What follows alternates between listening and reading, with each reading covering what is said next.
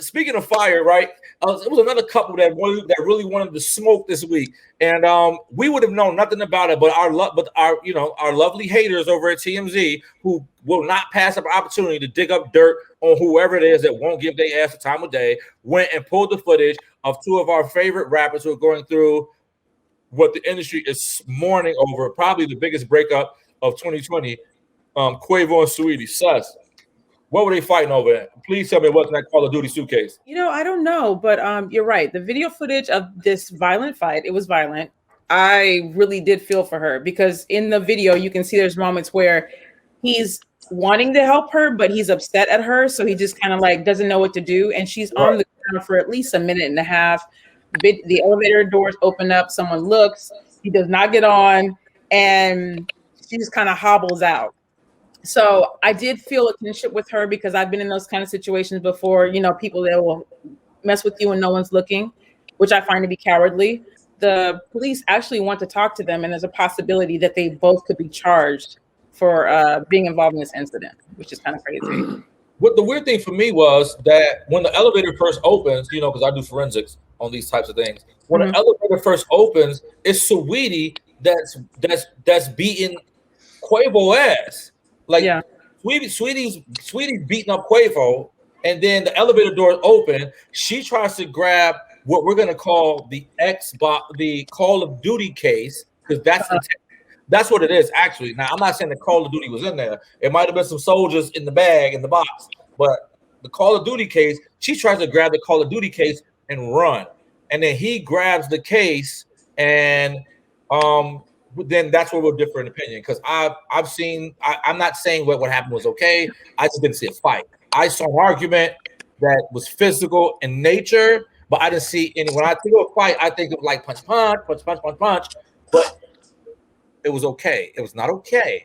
Well, we don't know what took place, and at the end of the day, if Quavo wanted to knock her on her ass, he could. He's much more powerful than she is. I do want to say that I can do what Quavo did. To me, that was a tug of war. That was a tug of war. Like, it was no flexing. He didn't show body language as if he's Quavo, man. He made outlets of They don't really do. They like fun guys. They make good music, So when I looked at that scenario and I saw what happened, because couples do argue.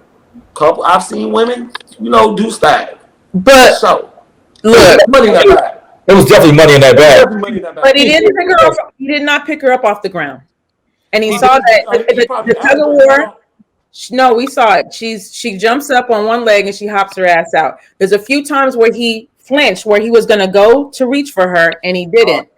And that's the moment where things I think get real, where you're like, okay, this was stupid, but like I'm hurt now and this is awkward and like, what do we do? And I can imagine for him, because there's a moment where he looks in the camera. So thank you. So my other side of the coin, right? Other side of the coin.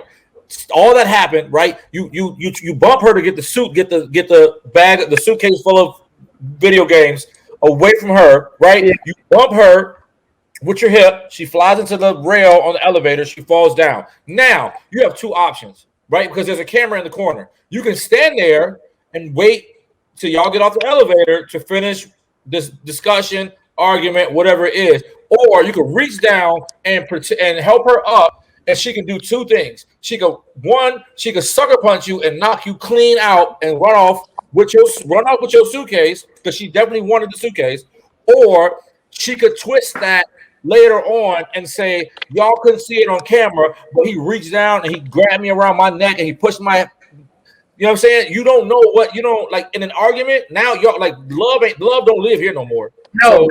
Yeah. So I'm not about to put myself in a position for you to say, to give y'all something that y'all can twist later and be like, oh, right here's where he grabbed her and choked her and put his thumb in her nose. Like, no, I'm not doing that. True. Tony, if he was your client, how would you spin this?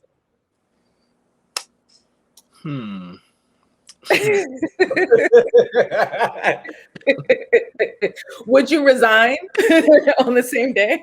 Well, probably he wouldn't have been my client, but hypothetically, if based on the way that she had fallen, I probably would say that she had, they were playing and she lost her equilibrium and she took a stumble. And based on that stumble, I did not know, I couldn't react because I was in shock because she had fallen, and I was going to help her up, but the elevator door opened. But since I was still in shock, I was kind of immobilized, and I just couldn't, I was at a loss. But but she recovered really quickly and got out of the elevator. And after she got out, I took her to get some ice cream or whatever, and everything's great. Yeah. Look, my version of the story. My version. There was a shootout in the hallway, and we were both running to safety. She was trying to grab the stuff. I was trying to grab the stuff. We fell into the elevator, right? And then the elevator got stuck. So I was more so worried, trying to make sure that we were going to get out the elevator safely. And she got up and got off on her own, and we went on and we finished our audition for The Amazing Race. So we were auditioning. You know what? It's Quavo. It could have been a shootout in the hallway. They was running for safety, and they both fell into the elevator, and he fell on top of her and hurt her leg. That'll fly. That'll go. That'll fly in court. Will it? It's better than truth. It's better than truth. Matthew, how would you spin this story? This is your girl. This is y'all. I don't know if you can spin it. It's going to be tough. I mean, I'm just thinking, well, she's okay. Because I know we see this a lot in rap music. You see the thing with Megan Thee Stallion, Tory Lanez, how that happened. So honestly, I'm just glad that she's okay. I'm glad that she's safe. I'm glad she's moved on. That was obviously not the relationship for her. He cheated on her, abusing her, all these things going on. So I just think they're better off without one another. And I mean, I really wonder, and maybe Cecily, you can talk about this a little bit more. I do wonder what kind of charges they could have for them. I mean, it's an interesting scuffle. Obviously it's a lot different, unfortunately, than, with Chris Brown, Rihanna, that was a whole situation. We were all there for that. And you saw the pictures, and everyone was just dumbfounded at the horror of what occurred. Whereas this, it is interesting. Okay, because do we know exactly when this happened? What was the timeline on this? They don't. We don't know. It's just it's a video previously recorded. She's saying it. The only reason I say that is just because we have seen her on other shows with that one guy with Justin Combs, all that, where she's talking about relationships, and she seemed fine per se, for lack of a better word. So it'd be interesting to see if there were charges, because then you would show that the defendant or the person is doing okay, generally speaking. So it's an interesting situation. So I just wonder what Cecily would think, since you've been in similar situations, as you said before. I've had those petty kind of moments where maybe someone just threw the remote at you real hard, or pushed you a little bit, or yanked you just enough where you fell down. That's abusive. At the end of the day, I think her pride is something that we should consider too. She's an up-and-coming artist. There's a lot of money behind her. And you have this moment where everyone had you on this pedestal, and you see this guy treating her like that. She's having to walk around with the shame of being tossed aside, thrown on the ground, where people thought they should have been a loving relationship. Well, I want to say that. And also, you have to think about the cooperation of it all too. It's like, are they going to cooperate? That's like they're just going to want to move forward, get this behind them, because I don't think either one of them wants this out there about them. I don't think this is good publicity at all. Well, the DA's office want to move forward.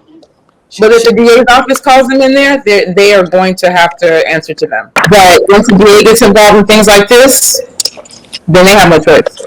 I think I just want to say on this situation, his best bet is to say that he was trying to reenact what would have happened to Solange if Jay-Z was a hood dude. And so he can say that they was playing around and it looked like something, but they was really, and how I had the Beyonce, Jay, like, oh, remember this, Judge? This is what we were trying to do. I'm a rapper. We were trying to do a whole skit around this. That right there. You know what? I'm going to mute your mic. He built her up. So what I'm hearing behind, because you have to look at her, it's sad, and I'm not trying to blaze her, but she did a freestyle on one of these shows. I can't with what's his name? Ebro. Mm-hmm. And it was terrible. It was terrible. I listened to it 3 times because I was like, maybe he was too harsh on her, and she got a lot of her respect and her clout because of Quavo. So a lot of the lesson in this is the entitlement. I think if she was truly self-made, that wouldn't have happened. He wouldn't have touched her like that. He wouldn't have maybe played her like that. And so guys that's controlling, they feel like they own stuff. They own what you have, because that could have been her belongings. That could have been money, booking monies, because of this is her girl. So I'm looking at it like whatever she had, he's looking like, well, you had it because you messed with me. Where I'm looking at it like, dude, you have to mess with her too. So the woman doesn't lose her value. You can't be mad that she made her value off of you, my man. Just as if you would have messed with Beyonce and got your value off of her.